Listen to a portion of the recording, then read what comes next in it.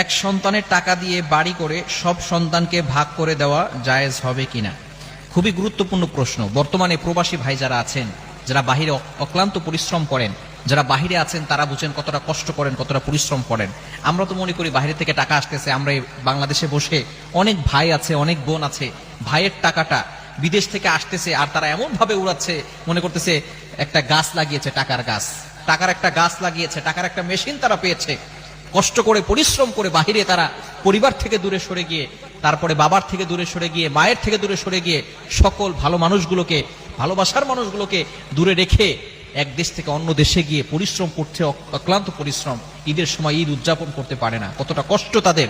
এই প্রবাসী ভাইয়েরা টাকা দেয়, এই টাকা পয়সা দিয়ে বাবা সম্পত্তি করে এরপরে যদি তার সন্তানকে, সকল সন্তানকে সব ভাগ করে দেয়, এটা কিন্তু ইসলাম সাপোর্ট করবে না। ইসলাম এটাকে জায়েজ করে না। একজনের টাকা দিয়ে, হ্যাঁ বাবা